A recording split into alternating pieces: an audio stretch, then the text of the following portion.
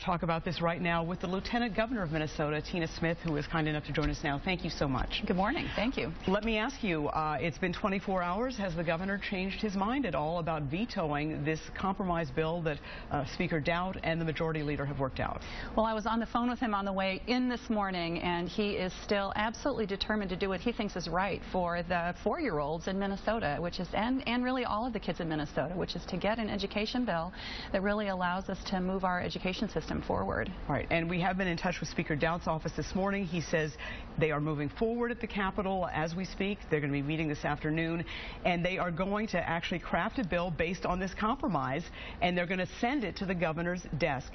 If he gets it, when he gets it, will he veto it? The governor has been really, really clear that he expects that he is not going to sign into law an education bill that doesn't do what he believes is really important for our future. So I would just also say that we have 2 days left, and while that doesn't seem like a very long time in legislative time, it is an eon, and this is the way negotiations go, and I think that, I'm still really optimistic that we're going to be able to figure something out. The governor always says, I'm hope, and he's reality, and we probably need a good mixture of both over the next couple of days. Well, and that's something, you as a lieutenant governor, not all lieutenant governors are at the table. You, as I understand, have been.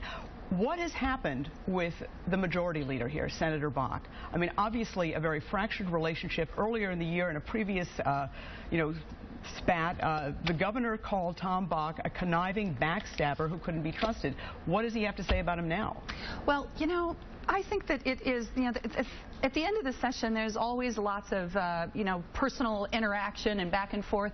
I have to say, sitting at the table with Senator Bach and the Speaker for the last, 5 days, there was no animosity at all, or very little personal animosity. It's just a fundamental disagreement. I'll note also that Senator Bach said yesterday that, his caucus and he would support the governor's proposal on education. The challenge is really getting the Republicans to support it, and that's not happening. But clearly, Senator Bach is having it both ways, and you know that. I mean, he has a very powerful position. He could make it a lot easier for you.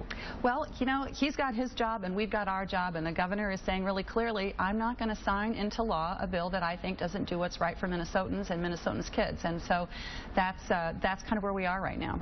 What happened Friday? Was the governor blindsided when the two of them came out, the Speaker and the Majority Leader, in front of his own mansion and announced this agreement?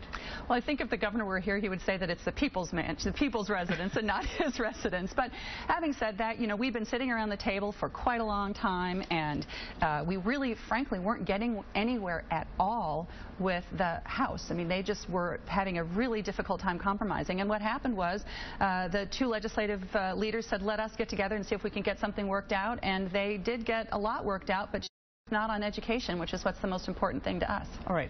The Department of Education and the Commissioner, Brenda Casilius, put out a very detailed memo about what would happen if there is no education funding bill, which the governor said he'll veto it at this level.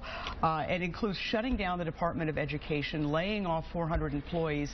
Is the governor really willing to take it to this point? I mean, the question is the legislature unwilling to compromise with the governor on doing what's right for our little kids?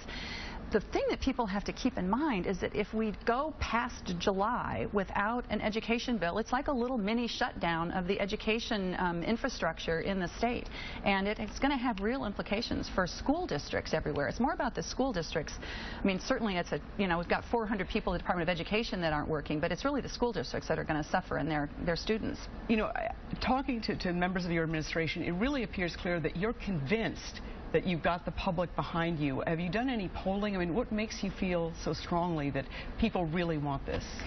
Well, what's ironic about this discussion that we're having is that you can hardly find a person who won't agree that what we need to do is to invest in our earliest learners, those 4-year-olds. We can see the success of all-day kindergarten. The governor and I want to take it to preschool because everybody agrees that that's the right thing to do. What we're debating at the Capitol is what's the right way of doing that, and we just think that those programs ought to be available in every school district in the state for every kid. Is the transportation bill and the tax bill dead? I have not seen any smoke signals coming out of the legislature about a compromise on that. It would be great if we could get that worked out, but I'm not seeing any hope on that right now. Right. So you're saying absolutely and categorically the governor's going to veto this bill? I'm saying that's we're going to see what happens next, but the governor's been really clear. He's not going to sign into law a $400 million education bill with not sufficient support for early learning. And the governor and willing to risk, obviously, additional costs because of the situation with the Capitol building, Capitol renovations, if there is a special session? Well, who knows how much it's going to cost. The point is that they're not going to be able to meet in the House and Senate chambers after, middle of the week next week. So it's pretty serious in that regard. All right. Well, Lieutenant Governor Tina Smith, thank you so much for coming in. I know, obviously, I'm sure you've been up late all week and probably will be again this evening and throughout the next week. We certainly appreciate your time this morning. Thank you so much. All right. If, in fact, there is a special session or even a possible shutdown, there will, of course, be winners and